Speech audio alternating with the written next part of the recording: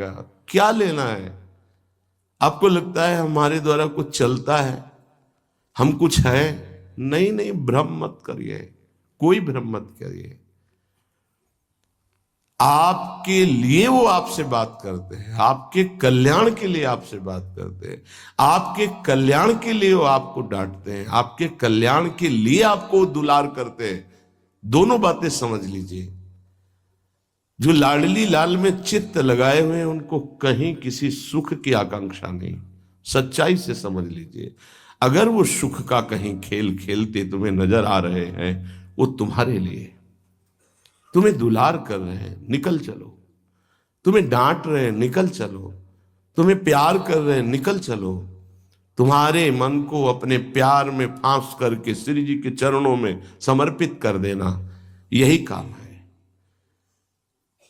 ये सब संतों का यही कार्य है। तुम्हारे संसार के प्यार में फैले हुए मन को समेटकर अपनी वाणी, अपने प्यार के बल से उसे प्रियालाल के चरणों में समर्पित कर देना। पर आपके अंदर ये चाह हो जाएगी, तभी आप उस प्यार को समेटने में सहयोग दे पाएंगे। मुझे अब इस ब्रह्मा के रचे हुए माया से मुक्त होना है, पर आप तो इन्हीं खिलौनों में राजी हैं। और जब इन खिलौनों से मन को हटाने की बात कही जाती है तो आपको बुरा लगता है। आपसे जिसे कहा जाता है कि अब आप ऐसे रहिए, मनो चिन्हारो नाय, तो आपको लगता है कि हमारे संबंधों में प्रहार कर रहे हैं। तुम्हारे संबंध जितने हैं इनका प्रहार पहले हो चुका है काल के द्वारा, तुम इनको नहीं रोक पाओगे। काल पहले ही काट चुका है सारे संबंध। बस तुम संबंध का राग लेकर के यहां से जाओगे, दुर्गति हो जाएगी। और संबंध को प्रियालाल के चरणों में समर्पित करके जाओगे तो सदगति हो जाएगी, अनुराग हो जाएगा। जो आसक्ति संसार के संबंधों में है, वही आसक्ति जब संत महापुरुषों से हो जाती तो मोक्ष का खुला हुआ द्वार, ये भगवान कपिल देव जी कहते हैं। आप अपना अधिकार अपने में मत रखिए, गुरुजनों को दे दीजिए। अब हमारे जीवन की बागडोर आपके हाथ में है, आप जिस दिशा में चाहें ले चलें। हमारा केवल आपकी आज्ञा पालन करना कर्तव्य। तो कह रहे कदापि चिन्मयादुपरि चेत स्पृहा रोहिणे। यदि तुम्हें इस चेतन अचेतन जगत से मुक्त होने की इच्छा जागृत हो गई है तो पहला, स्नेह का संबंध किसी से मत रखिए। स्नेह का संबंध केवल प्रियालाल से रखिए। वही स्नेह जो माता में, जो पिता में, जो भाई में, जो बंधु में, पत्नी में, पुत्र में, वही स्नेह प्रियालाल को चाहिए। आप और सब कुछ दो, भगवत प्राप्ति नहीं होगी। ये स्नेह दे दो तो भगवत प्राप्ति पक्की हो जाएगी। सबसे स्नेह करो श्यामा श्याम के संबंध से। हमारा स्नेह का संबंध श्यामा श्याम से, श्यामा श्याम के संबंध से स्नेह कोई फर्क नहीं पड़ेगा। पर आपको अभी ये कला नहीं आती है।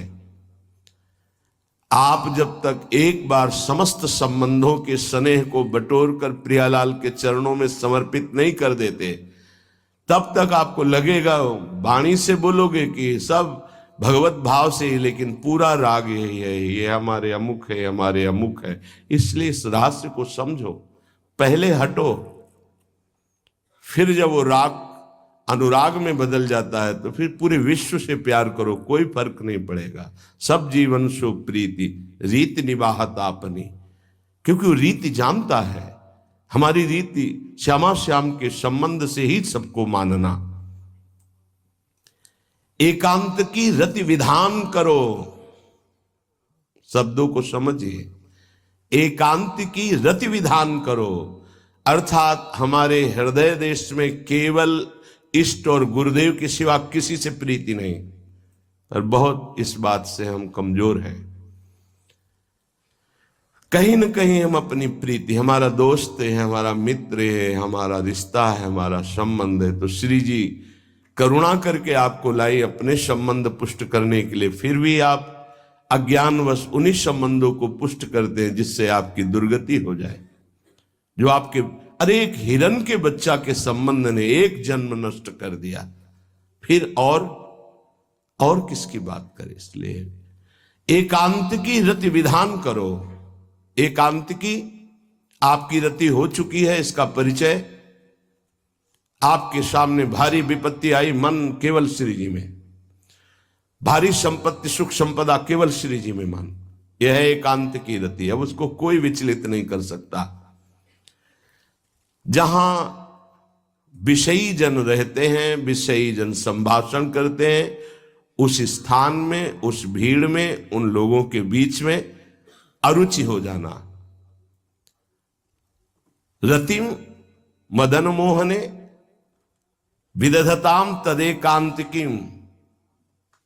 एकांत की भक्ति, विरति, जन समुदाय, प्रपंच भाषण करने वाले, इनसे संबंध नहीं।